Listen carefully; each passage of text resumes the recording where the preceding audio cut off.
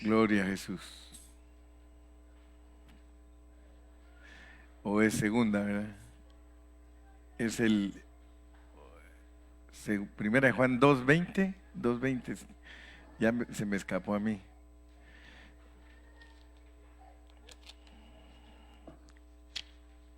Sí, ese es. Primera de Juan 2:20.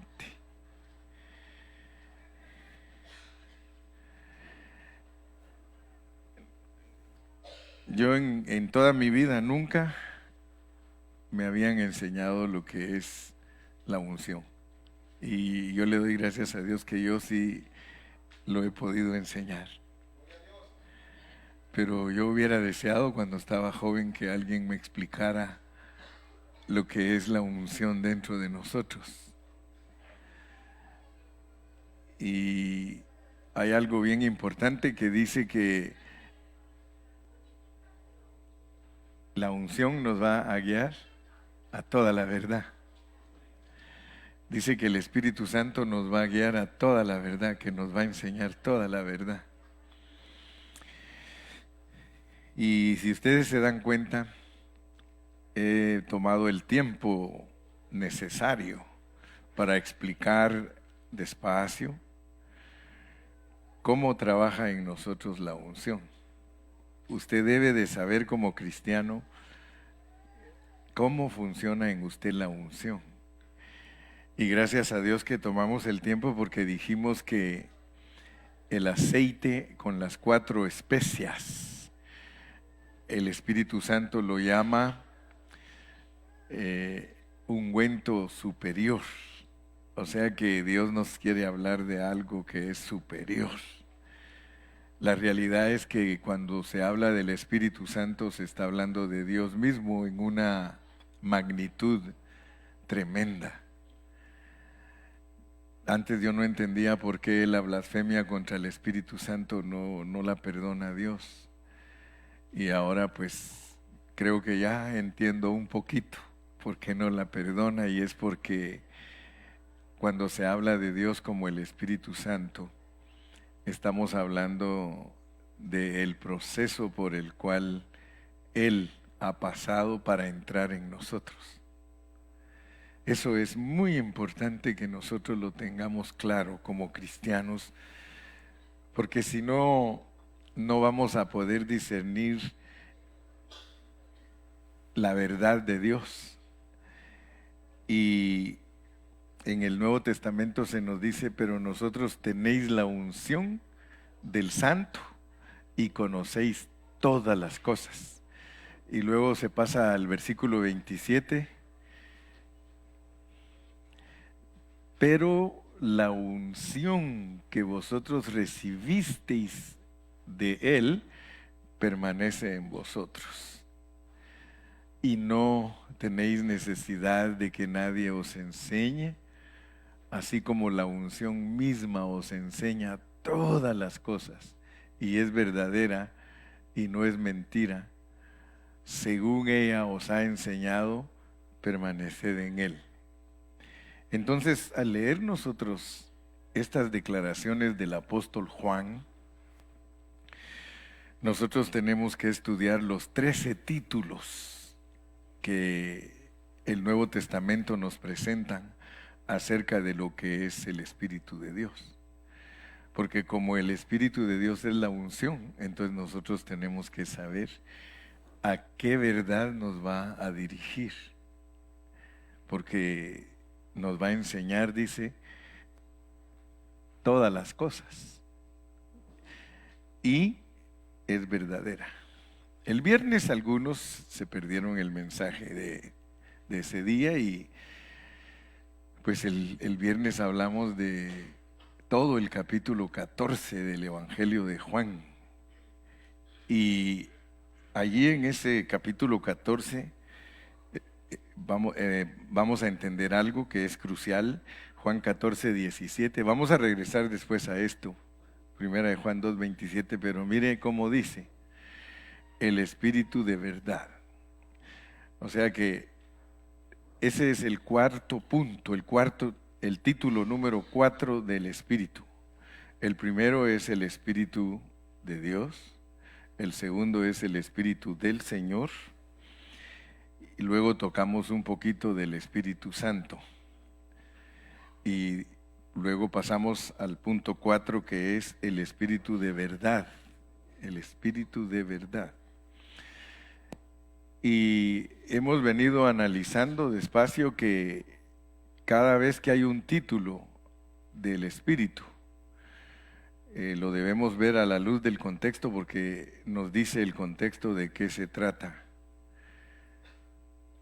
Por eso fue que al hablar del Espíritu de Dios, Dios como Padre, nosotros somos sus hijos. Entonces, el Espíritu Santo dentro de nosotros testifica de que nosotros somos hijos de Dios. Entonces, noten pues que esa es solo una parte de lo que el Espíritu hace adentro de nosotros. Si nosotros lo leemos en Hechos, ahí podemos darnos cuenta en Hechos. Vamos a ver si me recuerdo de la cita bíblica, pero en Hechos hay una cita que corresponde a que el Espíritu da testimonio a nuestro espíritu de que somos hijos de Dios. O Romanos, perdón, hermano, Romanos 8. Romanos capítulo 8, y se me hace que es el versículo 16. Amén. Ese es, ¿verdad que sí? Sí me acordé bien, ¿verdad? Gracias a Dios. El Espíritu mismo, fíjense, o sea, la unción, porque ya usted ya entendió que el Espíritu es la unción, solo que tiene diferentes nombres, porque con cada nombre funciona adentro de nosotros. Entonces, cuando hablamos del Espíritu de Dios, que es el Espíritu del Padre, dentro de nosotros nos da testimonio de que somos hijos de Dios, el Espíritu. En este caso, allí no le pusieron título, solo pusieron el Espíritu, pero por otros contextos ya encontramos que Dios, el Espíritu de Dios, es el Espíritu del Padre. Está hablando de Dios como Padre, el Espíritu de Dios. Por eso cuando leemos en Génesis, cuando empezamos a leer en la Biblia en Génesis, dice: y el Espíritu de Dios se movía sobre la faz de las aguas. Es correcto, y es hablar dentro de contexto que el Espíritu de Dios se refiere a Dios como Padre. Y entonces tenemos que entender que la unción dentro de nosotros nos dice que somos hijos de Dios. Si nosotros no entendiéramos para qué nos da Dios la unción, entonces no podríamos predicar con claridad el Evangelio. Pero nosotros podemos decir que somos hijos de Dios porque la unción testifica dentro de nosotros de que somos hijos de Dios. Así que usted sabe que hay muchas partes de la Biblia que habla de que nosotros somos hijos de Dios, pero la unción dentro de usted le debe certificar que usted es hijo de Dios. ¿Cómo se siente usted? ¿Usted siente adentro que usted es hijo de Dios? Fíjese que eso es para que usted tenga una convicción interna, porque hay textos que dicen que usted es hijo de Dios. Leamos otro, leamos Juan 1:12. Mire cómo dice Juan 1:12. Me gusta usar la Biblia, hermano, porque con la Biblia se encuentra toda la verdad. Dice: mas a todos los que le recibieron, a los que creen en su nombre, les dio potestad de ser hechos hijos de Dios. Por ejemplo, usted lee ese versículo y usted sabe que exteriormente, afuera de usted, le están diciendo que usted es hijo. Afuera de usted le dicen: usted es hijo porque usted cree. Pero si en caso usted tiene duda de que usted es hijo de Dios, le dice: mira, te lo vamos a decir desde adentro. Romanos 8:16, te lo decimos desde adentro. El Espíritu mismo da testimonio a nuestro espíritu, porque como ya pasó algo en ti, Primera de Corintios 6:17, mira lo que pasó dentro de ti, de acuerdo a 1 Corintios 6:17. pero el que se une al Señor, un espíritu es con Él.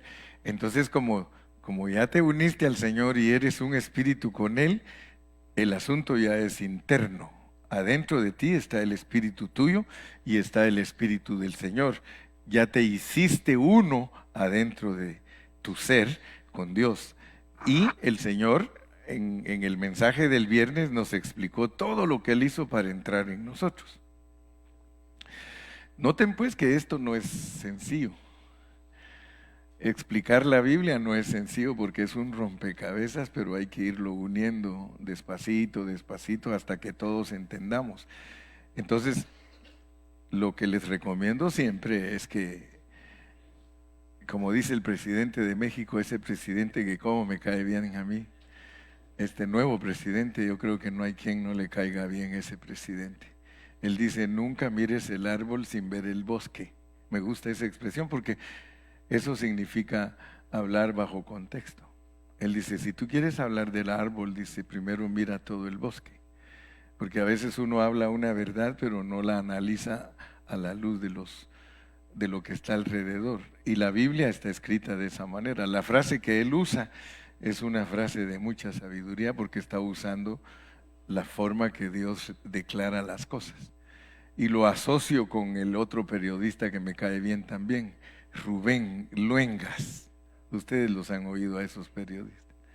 Porque él dice, yo siempre presento la noticia bajo contexto, ¿verdad? Entonces es importante. Y el hermano Carrillo pues se une a ellos porque predica la Biblia bajo contexto, ¿verdad? Entonces, yo quiero que ustedes vean que esa es la forma más fácil de entender la Biblia y es sencilla, porque cada cosa que declaramos bajo su contexto. El Espíritu de Dios, somos hijos de Dios. El Espíritu Santo que nos ha apartado para que seamos exclusivos para Él. El Espíritu del Señor para que entendamos que Él es el dueño de todo. El Espíritu de realidad para que entendamos que algo entró en nosotros. Fíjense, no es igual la Biblia no es igual, ella tiene estructura y contexto. Entonces, si nosotros vamos guiándonos en esa forma, no nos va a pasar lo que le pasó a la loca. La loca decía, aquí vamos bien y la llevaban del pelo. Nosotros no, nosotros vamos bien porque vamos usando los contextos. Amén.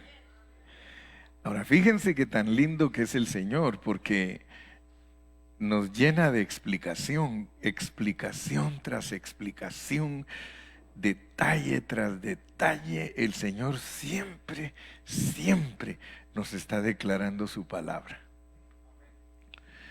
Para hablar Él de que Él entró en nosotros, nos da todo el capítulo 14. Dice, no se turbe vuestro corazón, ni tenga miedo. Creéis en Dios, creed también en mí. En la casa de mi Padre. Va a hablar de una casa donde vive Dios. Va a hablar de nosotros. Y por eso les dije que tradicionalmente pues nos chanflearon. Porque tradicionalmente nos enseñaron que la casa del Padre era el cielo y que el Señor se fue a hacer casitas para hacernos una. Y por eso muchos, como no tienen casa aquí, dicen, algún día tendré. Y están esperanzados en que Cristo les fue a hacer una casa y que va a regresar. Y algunos yo los he oído, hasta se conforman, dicen, yo aunque sea un ranchito, yo aunque sea una casita chiquita, dice. Y Paulino Bernal hizo un canto para el que le habló de Cristo y le dijo que le hiciera un palacio a él. Otros hicieron el canto, aunque en esta vida no tengo riqueza, sé que allá en la gloria tengo mi mansión. Pero resulta que al estudiar la Biblia, la casita y la mansión somos nosotros. Porque el que no tiene casa es Cristo. Imagínense que nosotros resultemos con casa y él sin casa. Si él de una vez, recuerdan ustedes que dijo, las zorras tienen guaridas y las aves tienen nidos, y el Hijo del Hombre no tiene dónde recostar su cabeza. Él nunca fue dueño de casa, nunca. Si ustedes leen la historia y encuentran, van a darse cuenta que donde vivía José y María y tenían una carpintería, tenía que ser una casa rentada. El apóstol Pablo, cuando se quedó predicando en Roma, dice que rentó una casa. O sea que eso del sueño americano está bien metido en nosotros, porque así nos enseñan. Pero si tú no tienes casa, no te preocupes, hermano. Es más, si pagas renta, ni te preocupas de estarla arreglando, que la arregle el dueño. Aleluya. No, con eso tampoco te estoy diciendo que si puedes comprar tu casa, no la compres. Si la puedes comprar, cómprala, pero si no la puedes comprar, no te aflijas por eso. Si de todas maneras ni te vas a llevar nada de esta tierra. Y alguien dio la definición correcta de herencia. Dice, ¿sabes qué es herencia? Herencia es un poquito de dinero que queda en el banco cuando uno se muere para que todos los familiares se peleen. Esa es la definición de herencia. Oh, qué precioso es hablar de Dios, hermanos. Él es la realidad. Ahora, yo quiero que ustedes vean, porque vamos a regresar otra vez a el versículo que estamos analizando, que es Juan 14:17. Juan 14:17. Bueno, que mis técnicos me ponen todos los versículos que yo hablo. Así me gusta, ¿no? Así estamos bien. El espíritu de verdad. Si ustedes me ponen atención, ahí vamos a decir siempre espíritu de realidad. Y no se preocupen, tomamos toda la responsabilidad porque la mejor versión dice espíritu de realidad. O sea que en nosotros entró una realidad. Por eso dice Juan, la unción es verdadera y no es mentira. Ahora, la realidad que entró en nosotros de Dios es muy importante. Juan 14, todo el capítulo entero lo explica Cristo, de que Él tiene que ir a la cruz del Calvario. Si me fuere y os preparare el lugar, vendré otra vez y os tomaré a mí mismo. O sea que todo el capítulo 14 de Juan de lo que está hablando es cómo Cristo va a la cruz del Calvario, muere, lo sepultan, resucita y regresa y se sopla en los discípulos. Él se sopló en los discípulos en la tarde, el día de la resurrección, Juan 20:22. Juan 20:22. En la tarde de la resurrección, los discípulos estaban reunidos por miedo a los judíos, dice el versículo 21, pero entonces el Señor atravesó la pared de la casa y cuando entró ahí con ellos les dijo, paz a vosotros, como me envió el Padre, así también yo os envío. Y habiendo dicho eso, sopló y les dijo, recibid el Espíritu Santo. Noten cómo es de linda la Biblia, solo que no muchos la pueden estudiar, porque no tienen las claves cómo se estudia. Muchos hermanos carecen de revelación divina porque no hay quien les enseñe en una forma correcta. Y como les digo, yo no lo hago con presunción porque Dios sabe que cada día me muero. Cada día estoy viendo cómo me muero para hacer las cosas bien. Y habiendo dicho esto, sopló y les dijo, recibid el Espíritu Santo. Entonces quiere decir que lo que entró en los discípulos fue el Cristo resucitado, que es Dios pasado por un proceso. El Padre, que es Espíritu, Él nadie lo puede ver. Veamos Juan 1:18. Juan 1:18. A Dios nadie le vio jamás, ni le verá. Usted nunca va a ver a Dios, nunca. Solo por medio de Cristo es que se da a conocer Dios. Si alguien dice, yo voy a estar un día con el Padre Celestial, va a estar con Cristo. Por eso Él le dice, sus discípulos en Juan 14 le dicen, muéstranos al Padre. Y Él dice, pues si aquí estoy con ustedes. ¿Verdad? O sea que nosotros nunca vamos a ver a Dios porque Él es Espíritu. Con quien vamos a estar siempre es con Cristo. Porque Él es Dios. Aleluya. Usted en cuanto mire a Cristo, usted se va a gozar, hermano. Mire, si hay gente que se vuelve loca, yo le digo, a mí me han invitado como 1000 veces para ir a Israel. Y nunca he ido porque no quiero ir. ¿Para qué? Si el Cristo que yo quiero sentir, aquí lo tengo. Allá lo que hay es una tumba vacía. Unas calles donde Él caminó y el huerto donde oró, y ustedes vieran la gente cómo se movía. Y a mí me da risa, pues, y los respeto porque digo yo, si para que ellos se emocionen de esa manera, ellos tienen que hacer eso, pues, ni modo. Pero yo aquí regocijándome con el Cristo que tengo aquí adentro. Allá ellos, hermano, mire, sacan hasta videos frente a la tumba, caen en bendición. ¿Y por qué no caen en bendición aquí, digo yo?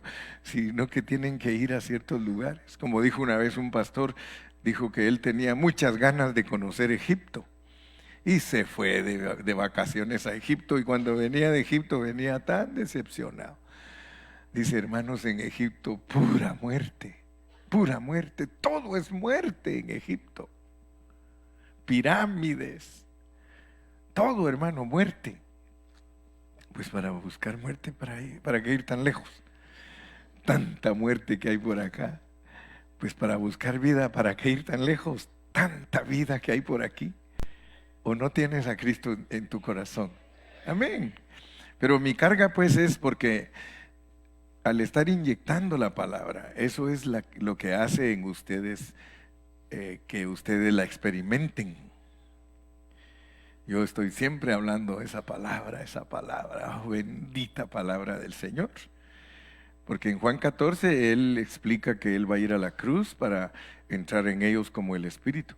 En el capítulo 15 da una explicación de lo que eso significa, y por eso el capítulo 15 habla de la vid verdadera y las ramas. Él dice, si no entendieron que yo en el capítulo 14 quería entrar en ellos, pues ahí les va todo el capítulo 15. Yo soy la vid verdadera y ustedes los pámpanos y ustedes las ramas. O sea que lo que voy a hacer con ustedes es que dentro de ustedes va a correr mi vida y se va a reflejar dando fruto. Entonces les pongo que es como un árbol, pues. Y todavía si no entendimos el 14, ni entendimos el 15, todavía nos da el 16, hermano.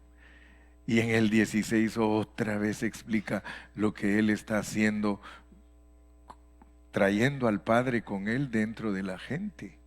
Porque Él cuando le dijo, si me amáis, guardad mis mandamientos, y vendremos, no dice y vendré, y vendremos. O sea que por eso Él dijo, el que me ha visto a mí ha visto al Padre, porque Él dijo, el Padre viene conmigo. ¿O no creéis que el Padre está en mí? Dijo. Entonces, la realidad de Dios es algo profundo, porque es el Padre, porque Cristo no solo es el Hijo, Él es también el Padre. Es el Padre con el Hijo por el Espíritu que está dentro de nosotros, y Juan le llama unción. Por eso yo no estoy preocupado, mire hermano, los cristianos están preocupados en todo lo profético. Ellos están esperando, hermano, que Cristo aparezca en las nubes para ver si así se arreglan. De nada nos sirve que venga del cielo si nunca lo experimentamos aquí, si nunca se formó totalmente aquí en nosotros, porque la venida de Cristo es en, por y con. Es la clave para entender la venida de Cristo, en, por y con. Si Cristo no viene en ti, Él no viene por ti y tú no vienes con Él.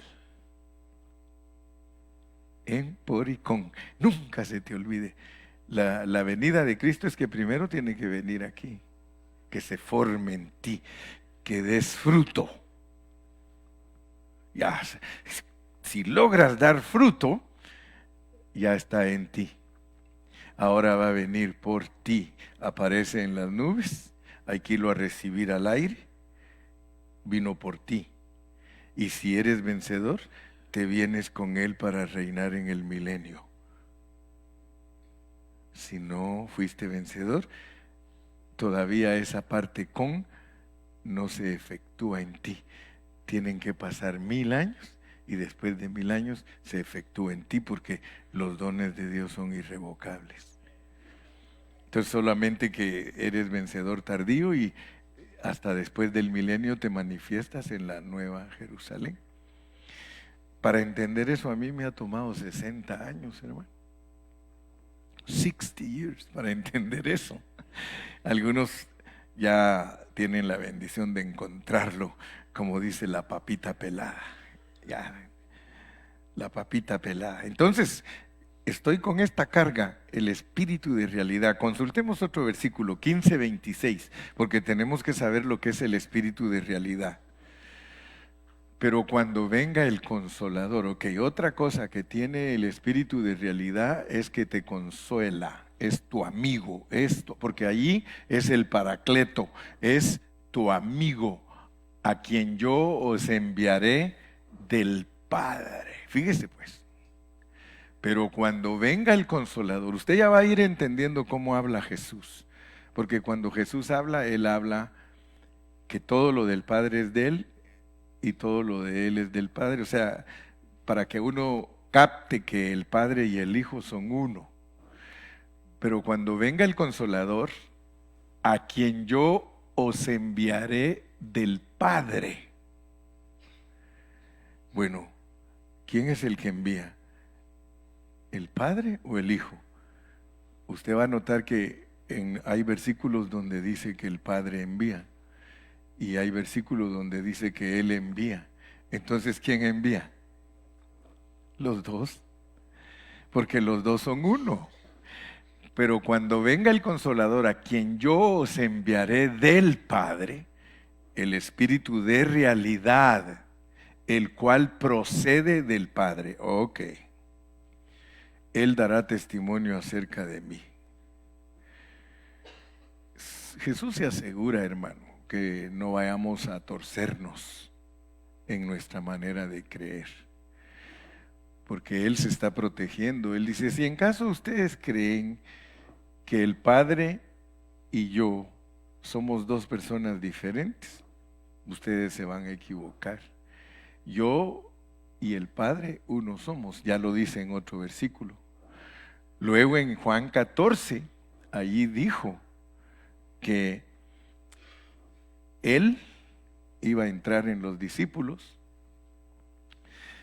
y luego dice, haremos morada. O sea, Él quiere que usted entienda la pluralidad de Él, pero la pluralidad de Él no es para que usted diga que son dos.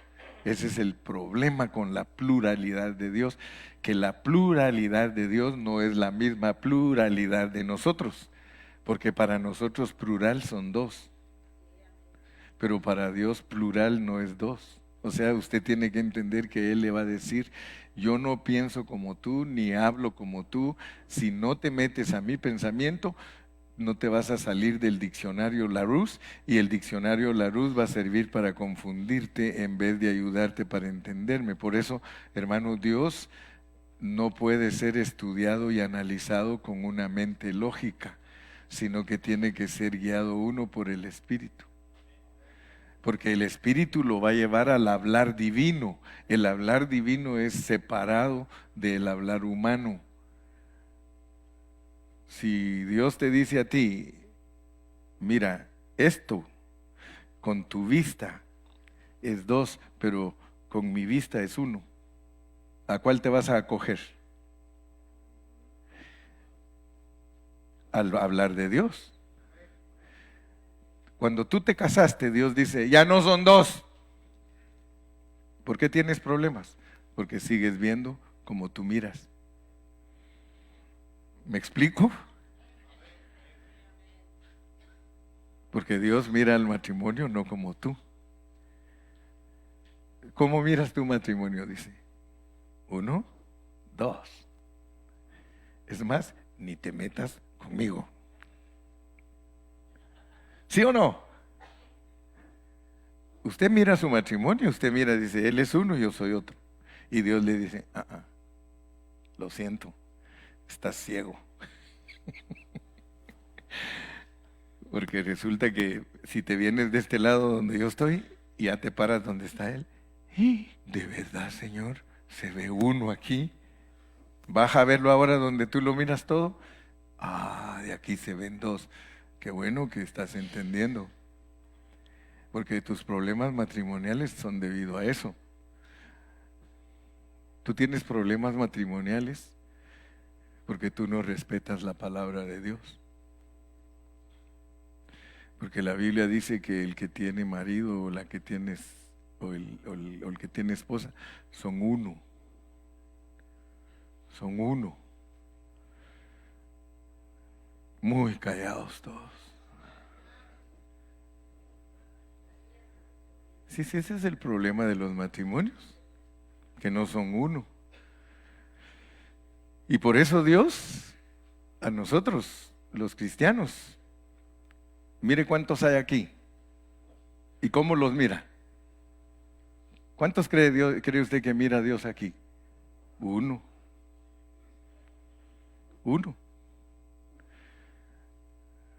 Pero si nosotros no pensamos igual todos, nosotros mismos nos excluimos de ese uno. Pero si somos todos del mismo sentir y Cristo se refleja en nosotros y nos entendemos, entonces sí, el Señor dice, ese es mi cuerpo. Amén.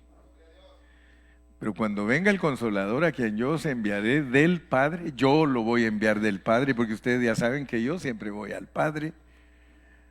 O sea que yo quiero que ustedes sepan que hay una fuente de todo esto, pero es espíritu. No lo van a entender si ustedes no realizan que todo la fuente es espíritu y que yo represento esa fuente, por eso me hice hombre. Y voy a morir en la cruz, porque para poder entrar en ustedes yo no me puedo meter como hombre. Tengo que morir en la cruz y ser glorificado de este cuerpo. Y ya glorificado me voy a soplar en ustedes. Y entonces ustedes van a tener dentro de ustedes una realidad. Un Dios que los va a entender totalmente, porque ya pasó por la experiencia. Y ese Dios que los va a entender a ustedes, que pasó por experiencia, va a absorber el viejo que ustedes tienen, porque ustedes tienen un viejo. Y les va a llegar un nuevo. Y ese nuevo tiene la capacidad de absorber al viejo. Fíjese cómo funciona Dios, hermano. Pero estas son clases altas, pero sencillas. Entonces cuando Cristo entra, tú estás allí. Él entró. Y dice la Biblia que entró a tu espíritu. Él está en tu espíritu. Como que Él haya llegado a tu casa y llegó al master room. Todas las casas tienen master room. Es donde duerme la pareja. Algunos tienen hasta jacuzzi. Y es el cuarto más grande de la casa, con el closet más grande, dice la señora, dice, walk-in closet, please. Entonces llegó pues Cristo a ti, y ahí llegó a tu recámara. El problema es de que Él no te va a absorber si tú no quieres que vaya a ver la cocina como la dejas de cochina. Él quiere ir a ver a la cocina y dice, no, señora, aquí quédate tranquilito. Ahí te traigo tu desayuno a la cama. No, yo quiero ir allá. Yo quiero ir a los demás cuartos. Quiero ir a verlos todos. Quiero ver si... Y algunos le dicen, Señor, es que no he barrido. Regularmente le pasa a todas las hermanas. Pero si saben que va a venir alguien, va a venir mi papá, va a venir mi mamá a limpiar todo. Todo hay que limpiar. Aleluya. Cada día predico más como Marco. No, todavía no desespero a mi hermana Meli. ¿Verdad que no, hermana Meli? Todavía no. Dice que la hermana Meli dice, me gusta que hablen así, dice. Aleluya. Pero cuando venga el Consolador, a quien yo os enviaré del Padre, el Espíritu de realidad, el cual procede del Padre, Él dará testimonio acerca de mí. Él siempre, Jesucristo siempre honra la fuente. Él siempre dijo que Él venía del Padre y Él siempre dijo que como Espíritu venía del Padre. Por lo tanto, Él como el Hijo, el que lo miraba físicamente, miraba al Padre, y el que recibe el Espíritu, recibe al Padre. Por eso dice en Juan, ya después vamos a estudiar las epístolas y se nos van a hacer piece of cake. ¿Por qué? Porque allí dice, el que tiene al Hijo, tiene al Padre. Y el que no tiene al Hijo, dice, tampoco tiene al Padre. ¿Por qué? Porque el Padre y el Hijo son uno. Amén. Entonces dijimos que íbamos a ver Juan 15, 26 y veamos uno más, el 16, 13. 16, 13.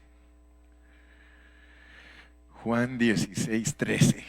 Pero cuando venga el Espíritu de realidad, Él os guiará a toda la verdad.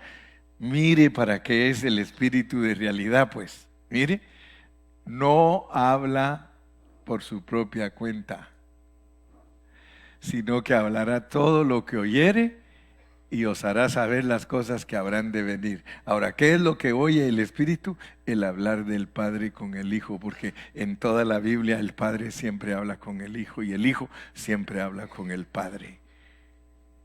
Entonces el Espíritu que va a entrar en nosotros nos va a contar de lo del papá y de lo del Hijo, y nosotros vamos a aprender y a saber todo lo que le corresponde al Padre y todo lo que le corresponde al Hijo.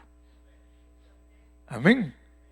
Entonces, por favor, nunca se les olvide de aquí en adelante que deje una huella eterna en vuestras mentes y en vuestros corazones, que el Espíritu de realidad es para mostrar al Padre y al Hijo por el Espíritu. Significa que el Espíritu, dele palmas al Señor, hermano.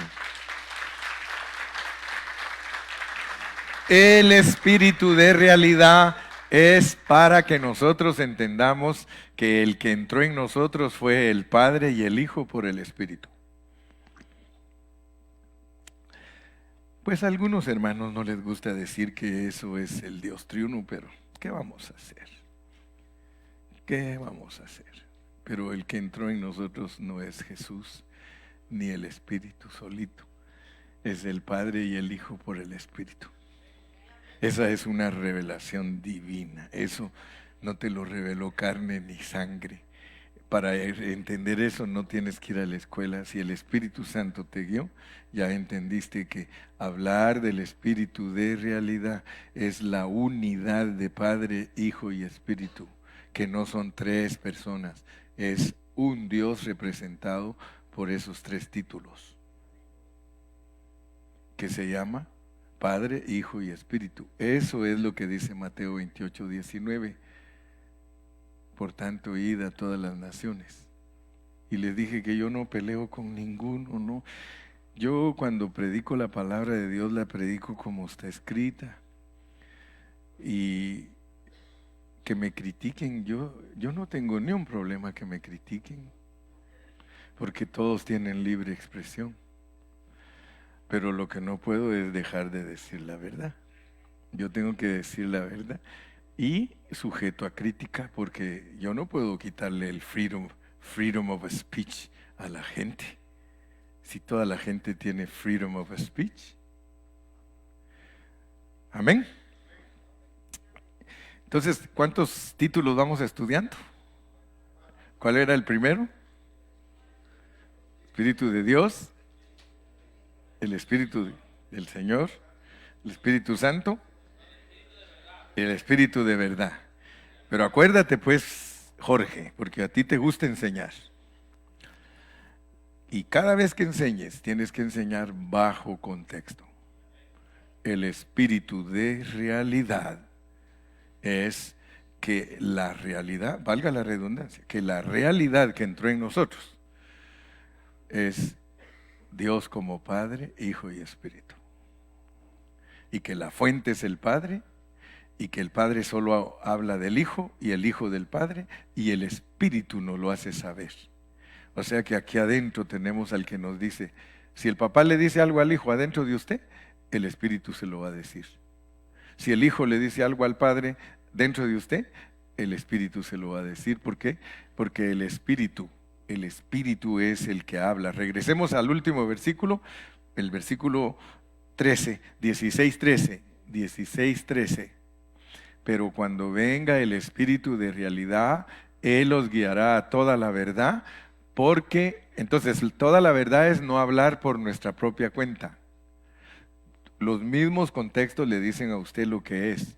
Pero cuando venga el Espíritu de verdad, es que hablemos toda la verdad, no hablar por nuestra propia cuenta, sino hablar todo lo que oyere. Y os hará saber las cosas que habrán de venir. Hasta nos va a decir lo que viene. O sea que la unción como realidad dentro de nosotros cubre muchas cosas. Pero mi punto importante es que no se te olvide, el espíritu de realidad es para que tú sepas que el Padre y el Hijo por el Espíritu están dentro de ti. Ahora pasemos al Espíritu de Jesús. Al Espíritu de Jesús. ¿Por qué se llama Espíritu de Jesús? Vamos a ir a Hechos. Hechos 16:7. Hechos 16:7. Hechos 16:7. Y cuando llegaron a Misia, intentaron ir a Bitinia, pero el Espíritu no se lo permitió. En el original dice el Espíritu de Jesús. Pero si queremos entender un poquito más, veamos bajo contexto este versículo. 18, el 8. Y pasando junto a Misia, descendieron a Troas, 9, y se le mostró a Pablo una visión de noche. Un varón macedonio estaba en pie rogándole y diciendo, pasa a Macedonia y ayúdanos.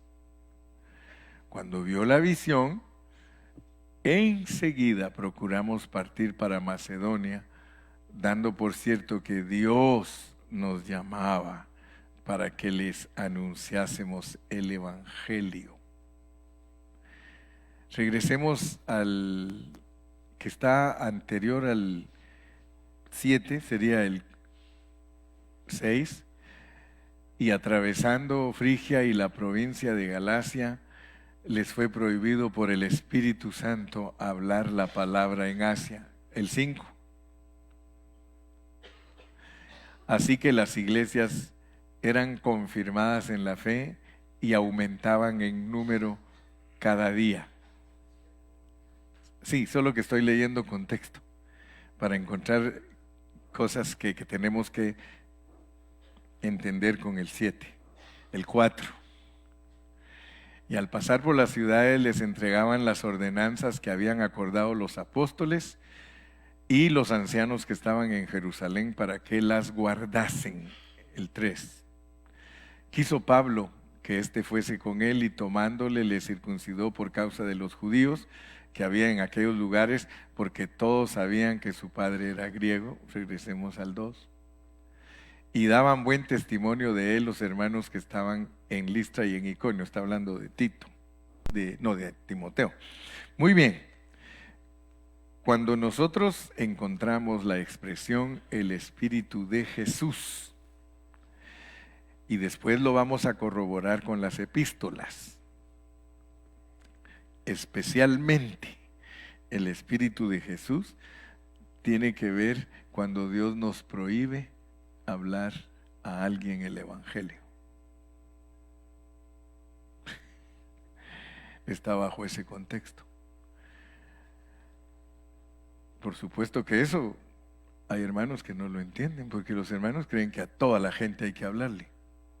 Especialmente si usted encuentra un hermano que dice, yo tengo el ministerio de evangelista. Y creen que es de hablar hasta por los codos. ¿Alguna vez el Espíritu de Jesús te ha dirigido a ti y te dice a ese que está ahí, no le hables? A mí sí me lo ha dicho. Híjole.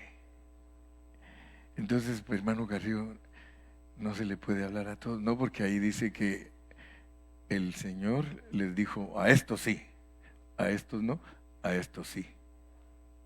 Porque es Dios el que agrega en la reunión los que han de venir. Usted solo tiene que predicar, pero tiene que saber cuándo le prohíbe Dios y cuándo no. Si Dios le prohíbe, no se preocupe, Él dice, ahí no tengo ningún negocio. Pero si Dios le dice a usted que le hable, por eso usted dele gracias a Dios si hay quien le ha hablado a usted, porque Dios lo ha mandado. Amén. Entonces el Espíritu de Jesús, después vamos a corroborar en otros contextos que tiene que ver con el sufrimiento, porque Jesús es el hombre, Jesús es el hombre. Entonces, en las epístolas, el Espíritu de Jesús está bajo el contexto de ser maltratados, ser vituperados, ser escupidos de la cara, ser todo el sufrimiento de Jesús como hombre. En ese contexto está el Espíritu de Jesús. Pero primariamente, que no te deja hablar. Pero también te dice que es el mismo Espíritu Santo y te dice también que es el Espíritu de Dios. O sea que después vas a ir aprendiendo que hay contextos específicos y que son intercambiables. Yo te he venido explicando despacio. Intercambiable significa que se puede usar de otra forma porque la Biblia te lo muestra. Te voy a poner un ejemplo. En la Biblia, el Espíritu de Dios, de repente en otro pasaje lo llama el Espíritu Santo, pero es el mismo. En un pasaje dice el reino de Dios, en otro vas a leer el reino de los cielos. Es lo mismo, pero el contexto te ayuda a distinguir una pequeña diferencia. Porque en determinado momento, cuando Dios quiere hablar del reino de los cielos, le dice también reino de Dios. Pero ya cuando te ha declarado en otro pasaje lo que es el reino de los cielos, porque el reino de los cielos, a pesar que es lo mismo, no es lo mismo. Ay, hermano Carrillo, please. Te lo voy a explicar más, porque a mí me gusta barajearla bien para que todos lo entiendan. Tú aquí ahorita te pregunto, ¿estás en los Estados Unidos? Amén. Te pregunto, ¿estás en California? ¿Es California los Estados Unidos? ¿Es los Estados Unidos California? Así es cuando se habla del reino de Dios. El reino de Dios es todos los Estados Unidos. El reino de los cielos podría ser California, Arizona, Sinaloa, Nuevo México, Kentucky, New York. O sea, noten pues, porque si ustedes saben esas diferencias, cuando leen la Biblia, se les hace fácil. El reino de los cielos es algo que abrió Dios en el reino de Dios. Como que un estado se hubiera agregado. Ustedes saben que antes solo habían 48, después se agregaron 2, ahora hay 50. Pero mientras ese estado no se había agregado, estaba un poquito falto Estados Unidos. Ahorita tiene 50, solo que algún día acepte a alguien más, le tienen que agregar otra estrellita. Y si alguien, pero nadie se puede independizar, porque la Constitución dice que una vez es parte, jamás de los jamases se puede salir. Entonces, el reino de Dios es todo el universo donde Él manda los arcángeles, los querubines, los serafines, las estrellas, la Vía Láctea, la tierra, los hombres, las plantas, los animales, reino de Dios. Pero viene Dios y dice, voy a abrir una sección que se llama Reino de los Cielos. Reino de los Cielos. Y cuando la empieza con Juan el Bautista. Juan el Bautista dice, arrepentíos porque el reino de los cielos se ha acercado. Se ha acercado. Y luego hasta le dice, cuando los discípulos llegan, Señor, enséñanos a orar. Vosotros vas a orar, Padre nuestro que estás en el cielo, santificado sea tu nombre, venga tu reino, venga tu reino. Entonces noten pues, el reino de los cielos es una sección que Dios abrió que solo va a durar 3000 años, solo 3000 años. Después de que esos 3000 años pasen, todo se vuelve reino de Dios otra vez. ¿Me creen o no me creen? Vamos a ir leyendo versículos. Leamos Mateo 21, 43. Solo estoy dando explicaciones para que sepan estudiar bajo contexto, pero es necesario dar explicaciones porque si no, dice, ¿cómo es eso de estudiar bajo contexto? Fíjense que cuando Cristo vino, miren lo que le dijo a los judíos. Miren lo que le dijo a los judíos. Por tanto os digo, cuando ya no lo quisieron recibir, que el reino de Dios será quitado de vosotros y será dado a gente que produzca los frutos de él. O sea que cuando Cristo vino, me quedan 5 minutes, cuando Cristo vino, el reino de Dios era los judíos. Ellos eran los que Dios había escogido para enseñarle a la gente la palabra de Dios. Pero les dice el Señor, pero ustedes no dan fruto, entonces se los voy a quitar a ustedes y se lo voy a dar a gente que produzca. Se lo dio a la iglesia. Por eso la iglesia se llama el reino de los cielos. Pero el reino de los cielos tiene fin. Cuando Cristo regrese, el reino de los cielos se manifiesta. Es el milenio. Son los 1000 años que Cristo va a reinar en la tierra. Y cuando Cristo reine y termine de reinar, miren lo que va a pasar. 1 Corintios 15, vamos a 1 Corintios 15, hasta donde dice, ahorita le digo, y con eso voy a ir terminando ya. No se preocupen si me paso un poquitío, no me voy a pasar mucho, les prometo que quiero terminar. 1 Corintios 15, del 24 en adelante, para que me entiendan mi hablar, porque me gusta que me entiendan mi hablar. Luego el fin, mire, cuando termine el milenio, luego el fin, cuando entregue el reino al Dios y Padre. ¿Se dan cuenta que Él mismo lo tiene que volver a entregar? Después de que Cristo, ahí está hablando después de que Cristo ya reinó 1000 años. Después de que Cristo ya reinó 1000 años, tiene que entregarle el reino de los cielos se acabó y se lo da al Padre y suprimió todo dominio, toda autoridad y toda potencia. Sujetó todas las cosas. En el milenio es el reino de hierro cuando Él sujeta todas las cosas. Pero si quieren entenderlo mejor, leamos desde el contexto, sí, desde el 20. 1 Corintios 15, 20. Mas ahora Cristo ha resucitado de los muertos primicias de los que durmieron es hecho. Porque por cuanto la muerte entró por un hombre, también por un hombre la resurrección de los muertos. Porque así como en Adán todos mueren, también en Cristo todos serán vivificados. Pero cada uno en su debido orden. La resurrección tiene un orden y después vamos a estudiar cuál es el orden de la resurrección. Pero nos pone a Cristo como las primicias y luego en la venida de Él los que son de Cristo.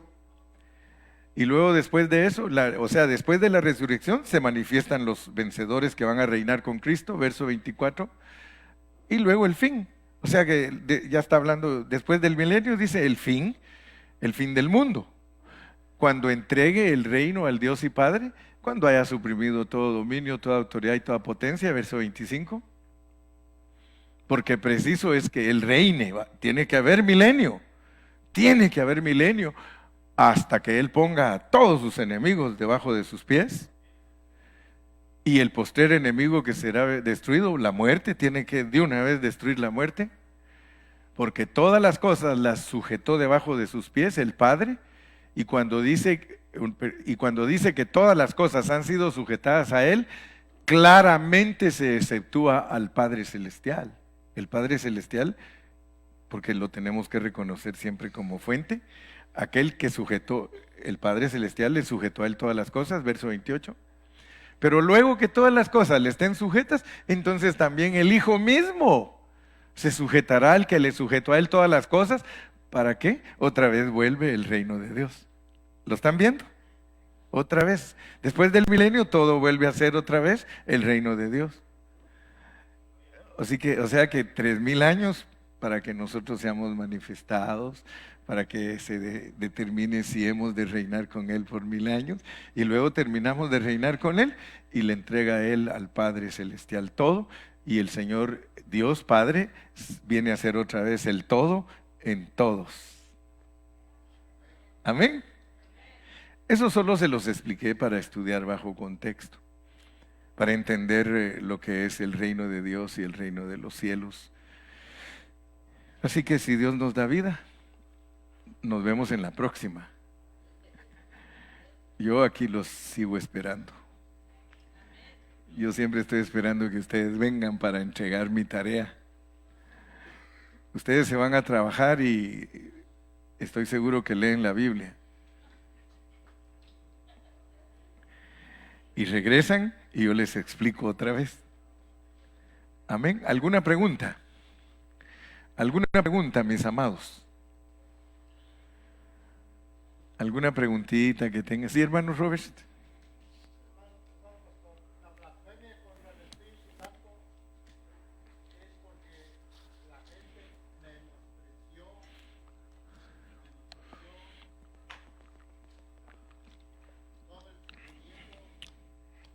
Señor Jesús, todo su proceso Eso, ahí está la clave. para venir a ser Espíritu viviente. Esa es la clave. La razón por la cual Dios no perdona la blasfemia contra el Espíritu Santo, que es rechazar el proceso de Dios, debido a que es todo lo que Dios le puede ofrecer al hombre, diciendo esto es todo lo que puedo darte. Morir, encarnarme, morir, vivir aquí, ser sepultado, resucitar, soplarme dentro de ti para guiarte, es todo lo que puedo hacer para que tú regreses a mí. ¿Por qué? Porque Dios vino al hombre con Cristo. Y Cristo le está llevando a Dios al hombre. El hombre, así como Dios vino con Cristo, nosotros regresamos con Cristo. Por eso cuando ustedes ven un Nuevo Testamento le titularon Dios llega al hombre. Así se llamaba ese Nuevo Testamento. Dios llega al hombre. Y es que esa es la realidad, es un tráfico de dos vías.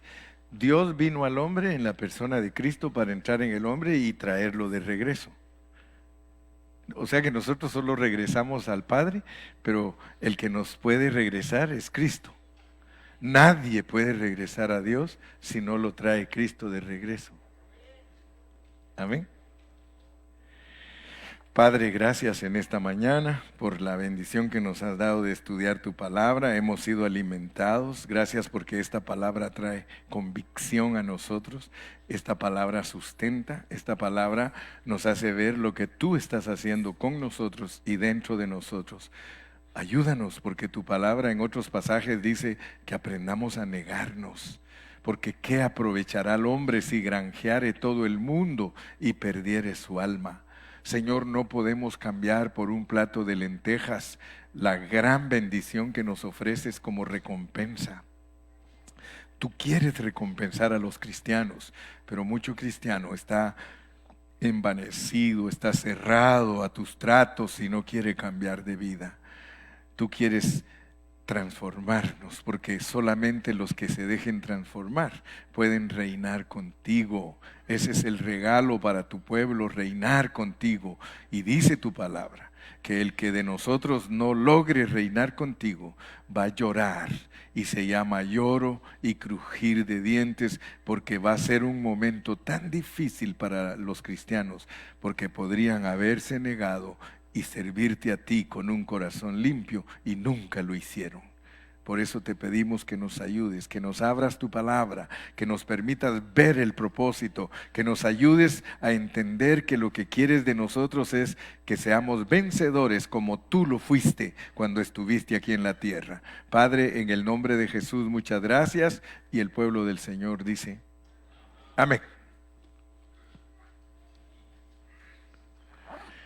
Entonces, como ya no hay nada más, ya estamos despedidos. Hermano Gilmar dice que todos los que se reportan con él